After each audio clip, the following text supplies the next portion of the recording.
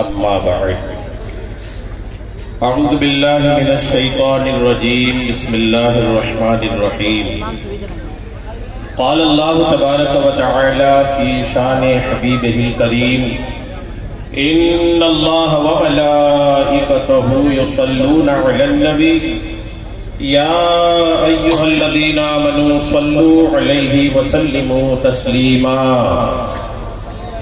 صلی اللہ علی النبی الامی وآلہ صلی اللہ تعالی علیہ وسلم صلاۃ و سلام علیک یا حبیبی یا کریمی یا محسنی یا رسول اللہ صلی اللہ تعالی علیہ وسلم۔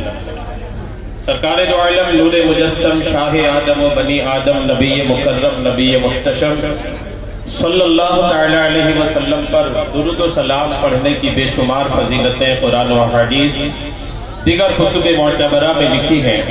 درود پاک پر آپ کی دلچسپی کو بڑھانے کے لیے ایک فضیلت آپ کے کانوں تک پہنچانے کی سعادتیں حاصل کر رہا ہوں، توجہ کے ساتھ سماعت کریں۔ اسلام کی شروعاتی دور کی بات ہے، حرم شریف کا علاقہ ہے۔ حرم شریف میں داماد مصطفیٰ سرتاج فاطمہ بابائے حسنین کریمین حضرت سیدنا علی المرتضی رضی اللہ تعالی عنہ بھی کعبے کے پاس موجود ہیں۔ کچھ دور ہی ابو جہل اپنے بدبخت ساتھیوں کے ساتھ بھی کھڑا تھا۔ اتنے میں مانگنے والا سائل منگتا ایک فقیر آیا ابو جہل کے پاس کہ کچھ دے دے۔ ابو جہل نے دیکھا کہ کچھ دور علی بھی کھڑے ہیں۔ ابو جہل جانتا تھا کہ علی غریب آدمی ہے، علی کے جیب میں درہم و دینار نہیں ہوں گے، ہم اس مانگنے والے کو علی کے پاس بھیج دیتے ہیں، علی جب نہیں دیں گے تو ہم علی کا مذاق اڑائیں گے۔ ابو جہل تھا، بدبختی تو ان کی مقدر تھی، انہوں نے اس سوچ کے ساتھ اس مانگنے والے کو حضرت علی کی طرف بھیج دیا، جاؤ علی کے پاس مانگو۔ چنانچہ وہ مانگنے والا حضرت علی کے پاس آیا اور دستے سوال دراز کیا، مانگنے لگا۔ حضرت علی کے جیب میں اس وقت واقعی میں کچھ نہیں تھا۔ حضرت علی کے جیب میں درہم و دینار اس وقت واقعی میں نہیں تھے۔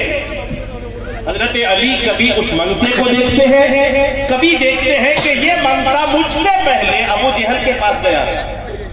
حضرت علی غور میں پڑ جاتے ہیں کہ اگر میں اس منگتے کو خالی ہاتھ واپس کیا تو ابو جہل ہنسے گا، اگر میں اس کو کچھ نہیں دیتا تو ابو جہل مذاق اڑائے۔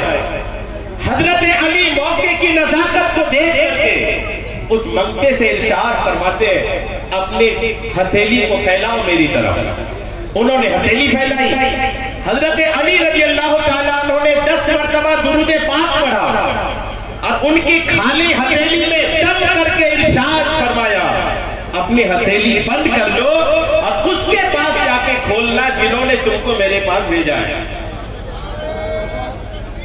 اللہ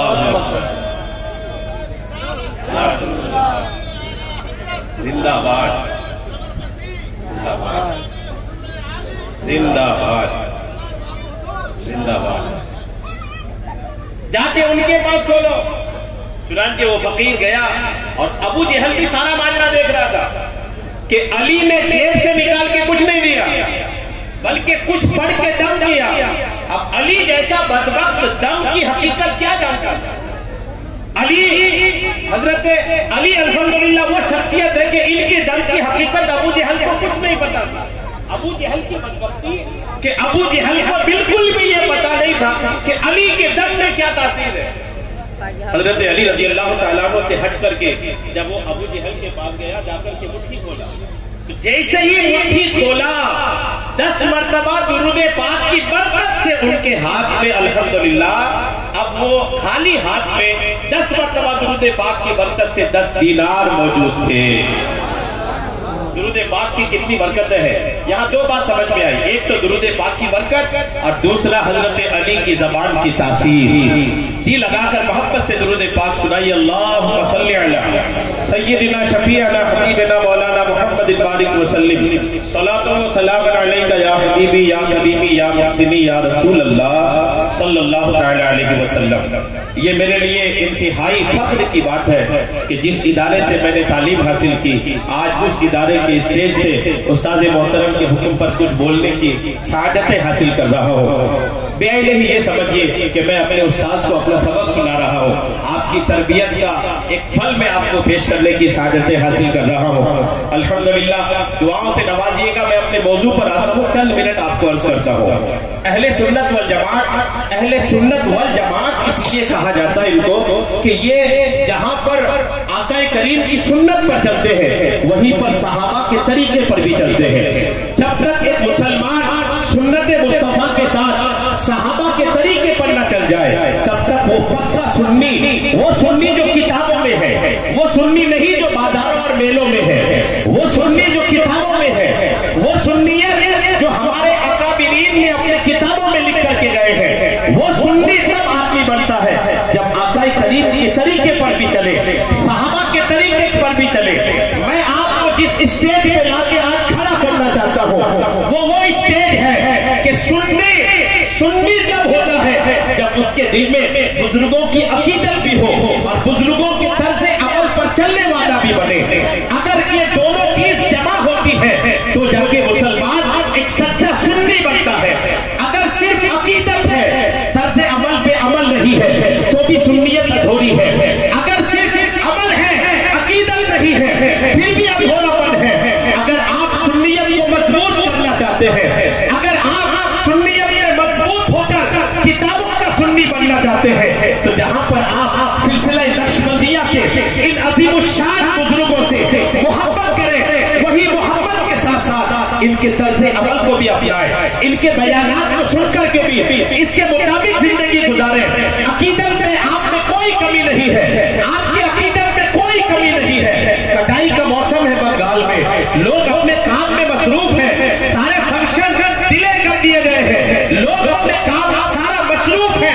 یہ سارے کام کو چھوڑ کر بنگال کی اتنی پبلک یہاں حاضر ہوئی، آپ کی یہ حاضری بتاتی ہے کہ آپ کی عقیدت میں کوئی کمی نہیں ہے، آپ کی محبت میں کوئی کمی نہیں ہے، آپ کی یہ اپستھتی بتاتی ہے کہ آپ میں عقیدت میں کوئی کمی نہیں ہے۔ لیکن بات کروں اگر عمل کی تو آپ کے اندر بہت کمی ہے۔ اگر بات کروں طرز عمل پہ عمل کرنے کی، اگر بات کروں سرکار بابو حضور کے طریقے پر چلنے کی، اگر بات کروں سرکار بابو حضور کے فرمودات ان کی باتوں پر عمل کرنے کی، تو اس میں آپ بہت پیچھے ہیں، اس لیے آپ کی سنیت ادھوری ہے۔ آج کے اس جشن ربیع الاعراس کے موقع پر یہ پیغام لے کر کے جائیے کہ آج کے بعد جہاں پر ہمیں سرکار بابو حضور سے عقیدت ہے وہی سرکار بابو حضور کے فرمان اور ان کی طرز زندگی پر بھی عمل کی کوشش کریں گے۔ سبحان اللہ،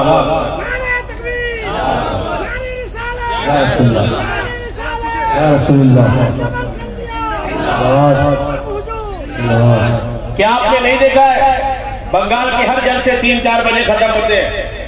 اس 3-4 بجے کے جلسے کے بعد کیا کبھی بابو حضور کی فجر کی نماز قضا ہوتے آپ نے دیکھا ہے؟ جی نہیں۔ 3-4 بجے کے جلسے کے بعد آپ 9 بجے سو کر فجر میں نہیں اٹھتے۔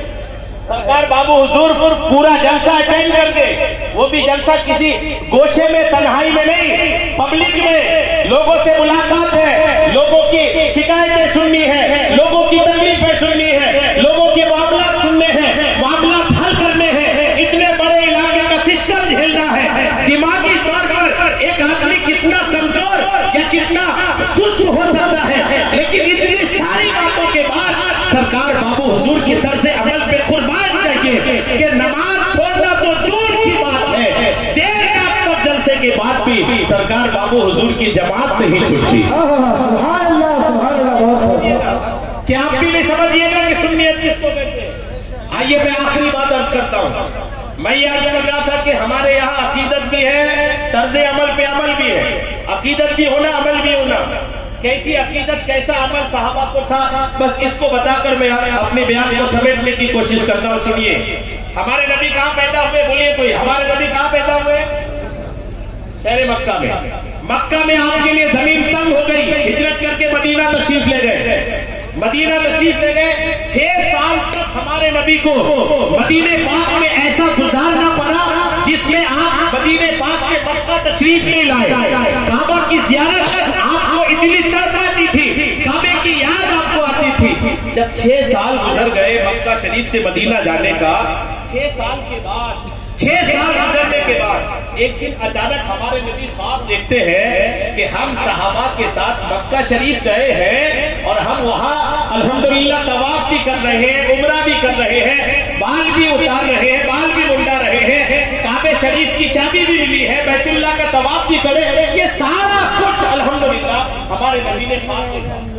آپ دیکھا نبی کی خواب حقیقت ہوتی ہے. ہم اور آپ کے خواب تھوڑی دیکھا اور گیا, نبی کی خواب حقیقت ہوتی ہے. آقا صبح اٹھ کر خواب لوگوں کو بتاتے ہیں, لوگوں میں خوشی کی لہر دوڑ جاتی ہے, تیاری شروع ہو جاتی ہے, لوگوں چلو عمرہ کے لیے جانا ہے. آقا کریم 1400 صحابہ کو لے کر عمرہ کے لیے نکلے. کتنے صحابہ کو بولیے؟ کتنے صحابہ کو؟ 1400 صحابہ کو لے کر نکلے. آقا تشریف لے جاتے مکہ سے کچھ پہلے ایک علاقہ ہے حدیبیہ. کیا نام ہے بولیے؟ حدیبیہ. وہاں پر جیسے پہنچے مکہ کے کفار, اس وقت مکہ میں مسلمانوں کا قبضہ نہیں مشرکین کا قبضہ تھا. مکہ کے کفار و مشرکین نے ہمارے نبی کو روک دیا. محمد صلی اللہ علیہ وسلم آپ کو مکہ شریف کے اندر آنے نہیں دیا جائے گا, آپ وہیں سے واپس جائیے, آپ کو عمرہ کی اجازت نہیں ہے. آقا کریم نے بہت سمجھایا, ہم لڑنے نہیں آئے ہیں, ہم مکہ میں قبضہ کرنے نہیں آئے ہیں, بلکہ ہم تو یہاں عمرہ کی ادائیگی کے لیے آئے ہیں, ہمیں عمرہ کرنے دیا جائے. بات کی شروع ہوئی. تاریخی واقعہ بہت بڑا ہے, لیکن جو میں آپ کو عرض کرنا چاہتا ہوں سنیے. جب وہاں رکے تھے آقا کریم نے ایک مرتبہ اسی دوران حضرت عثمان غنی کو بھیجا, جاؤ مکہ والوں کو سمجھاؤ کہ وہ ان کو سمجھاؤ کہ ہم صلح چاہتے ہیں, ہم یہاں لڑائی کرنے نہیں آئے. جب عثمان غنی گئے مکہ شریف میں, عثمان غنی ایک بڑا نام تھا مکہ شریف کے لیے, شہرت, عزت, مال, دولت, ساری چیز میں ایک بڑا نام تھا. مکہ کے کفار نے کہا عثمان آپ کو اجازت ہے, آپ رہے عمرہ کر لو, آپ کی عقیدت کا امتحان لے رہا ہوں.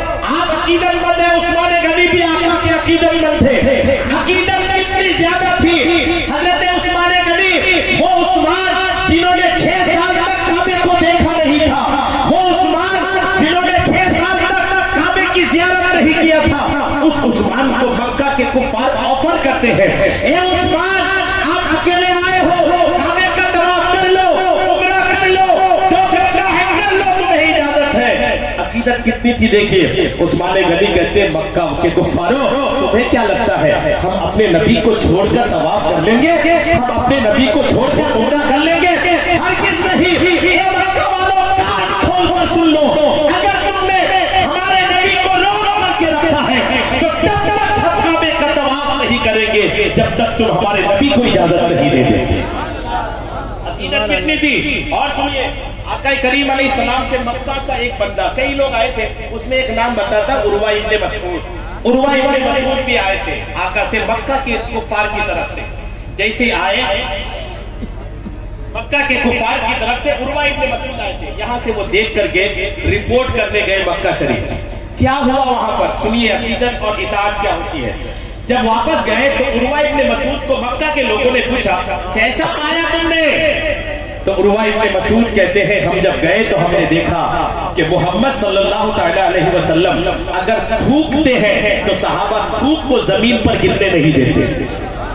اگر وہ تھوکتے ہیں تو صحابہ اس تھوک کو اپنے ہاتھوں میں لے کر کے کوئی اپنے سینے پہ ملتے ہیں, کوئی اپنے چہرے پہ ملتے ہیں. اگر تھوک مل گئی تو تھوک لگاتے ہیں, اگر تھوک نہیں ملی تو جن کو تھوک ملی ہے ان کے ہاتھوں میں ہاتھ لگا کر پھر اپنے سینے پہ ملتے ہیں. عقیدت دیکھیے, وہ عروہ ابن مسعود کہتے ہیں بات نہیں ختم نہیں ہوتی بلکہ بات آگے بھی ہے کہ جب نبی وضو بناتے ہیں تو ان کے وضو کے دھون جو ہے, وضو کا جو پانی ہے, صحابہ اس پانی کو زمین پر گرنے نہیں دیتے بلکہ اس پانی کو اپنے ہاتھوں میں لے کر کے کوئی پینے کی سعادت حاصل کرتا ہے, کوئی اس پانی کو لے کر کے اپنے ہاتھ اپنے سینے میں ملنے کی کوشش کرتا ہے. اور سنیے یہ تو بات ہوئی عقیدت کی, یہ بات ہوئی عقیدت کی کہ تھوک زمین پر گرنے نہیں دیتے, یہ بات ہوئی عقیدت کی کہ وضو کا پانی زمین پر تھے، لیکن بات جب اطاعت کی آتی ہے، فرما برداری کی آتی ہے، تو کتابوں میں لکھا ہے کہ عروہ ابن مسعود نے کہا سنو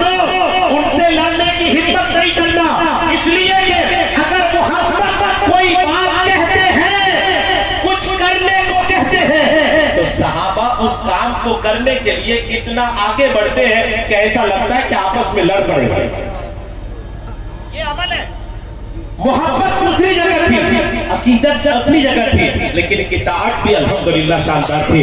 بنگال کے اور دیگر مختلف علاقوں سے آئے ہوئے میرے قوم کے مسلمانوں، آپ کے اندر بڑی عقیدت ہے، اس عقیدت کو بھلائیے، اس عقیدت کا فائدہ حاصل کیجیے۔ آج جس عظیم شخصیت کی بارگاہ کے، آج جس عظیم شخصیت کے عرس کے موقع پر مولانا سمرقندی رحمۃ اللہ علیہ کے عرس کے موقع پر حاضری دیے ہیں، کبھی پڑھیے اس ذات کو، کبھی مطالعہ کیجیے اس شخصیت کو، کبھی پڑھیے۔ آپ کے اندر کبھی یہ ہے کہ آپ کرتے نہیں ہیں، جلسوں میں آئے، رات بھر سنا، وہ بھی تب تک سنا جب تک سونے کی عادت پڑ گئی، جب ذہن سو گیا، دماغ سو گیا، سنا، صبح تک جلسے کا کچھ بھی یاد نہیں، بس یہ یاد ہے کہ جلسہ اچھا ہوا تھا، مولانا نے تقریر اچھی کی تھی، کیا بولا بھائی مولانا نے پتہ نہیں، بس بولے اچھے تھے۔ یہ تو آپ کا حال ہو گیا ہے، نہ آپ پڑھتے ہیں اور نہ ہی ایک صحیح ٹائم کا بیان سنتے ہیں۔ آپ کے جلسے میں جو اصل مقرر ہوتا ہے آپ اس کو سب سے آخر میں پیش کرتے ہیں۔ نقصانات بہت سارے ہیں، یاد کیجئے مولانا سمرقندی رحمۃ اللہ علیہ کی ذات کو، پڑھیے ان کی شخصیت کو۔ کتابوں میں لکھا ہے کہ یہ بزرگوں کی بارگاہ میں حاضر ہو کر کے اپنے سلوک کی منزلیں طے کرتے تھے، بزرگوں کی بارگاہ میں حاضر ہو کر آخرت کے لیے سلوک کی منزلیں طے کرتے تھے۔ آپ حاضر ہو کے کیا کرتے ہیں؟ کوئی ہال میں بیٹھ کے بیڑی پی رہا ہے، تو کوئی وہاں سڑک میں گھوم رہا ہے، تو کوئی بازار میں گھوم رہا ہے، بس یہ عرس میں آنے کا آپ یہ سمجھتے ہیں کہ سرکار بابو حضور سے مصافحہ ہو گیا، 10 بوسی ہو گئی، آپ کا عرس ہو گیا۔ کب تک کسی کی حالت میں پڑے رہیے گا؟ ہمارے اکابرین نے عرس اس کے لیے نہیں بنایا کہ میلہ لگ جائے، بھیڑ لگ جائے، بازار ہو جائے، صاحب سجادہ نشین سے وہ ملاقات ہو جائے، صرف اسی کے لیے عرس نہیں ہے۔ بلا شبہ سرکار بابو حضور کی 10 بوسی بھی عبادت ہے، بلا شبہ سرکار بابو حضور کی 10 بوسی بھی نیکی ہے، ثواب کا کام ہے، انکار اس سے نہیں ہے۔ بات یہ ہے کہ آپ وہیں تک ہو کر رہ گئے ہیں، اس سے آگے نہیں بڑھ رہے ہیں۔ آئیے اپنے اندر انقلاب لائیے، بدلاؤ لائیے، بدلاؤ یہ لائیے کہ بابو حضور کو دیکھیے کہ وہ کرتے کیا ہے، کبھی نماز نہیں چھوڑا، کبھی آپ نے گناہوں کی طرف قدم نہیں بڑھایا۔ ہم تو 8 سال ان کے سائے عاطفت میں رہے ہیں، ہم نے دیکھا ہے کہ کئی بار سرکار بابو حضور کہیں پر میٹنگ میں گئے، کہیں پر گئے ہیں، تو جب آپ واپس تشریف لائے تو جماعت کھڑی ہو گئی، بابو حضور ہے، لاکھوں لوگ جن کے پیچھے گھومتے ہیں، وہ سرکار بابو حضور بچوں کے صف میں کھڑے ہو جاتے تھے نماز میں۔ سبحان اللہ، سبحان اللہ۔ بچوں کے ساتھ کھڑے ہو گئے، کیوں کھڑے ہو گئے بھائی؟ جماعت نہیں چھوڑنی ہے اس لیے کھڑے ہو گئے۔ نماز کہاں بھاگ رہی تھی؟ نماز تھوڑی کہیں جا رہی تھی، لیکن اگر بچوں کے ساتھ کھڑے نہیں ہوں گے صف میں، نماز کے صف میں، تو جماعت چھوٹ جائے گی۔ جس شخصیت کو جماعت کی اتنی اہمیت ہے، آپ ان سے محبت کر کے نماز نہیں پڑھتے، اور آپ کہتے ہیں عقیدت مند ہے۔ سدھاریے اپنی زندگی کو، بدلیے اپنی حیات کی طرز عمل کو۔ اللہ تبارک و تعالی ہم سب کو اولیاء کرام کی سچی پکی محبت عطا فرمائے، سرکار بابو حضور کے طریقے پر چلنے کی ہم سب کو توفیق عطا فرمائے، آمین بجاہ نبی الامین صلی اللہ تعالی علیہ وسلم۔ السلام علیکم ورحمۃ اللہ تعالی وبرکاتہ۔ سبحان اللہ، سبحان اللہ۔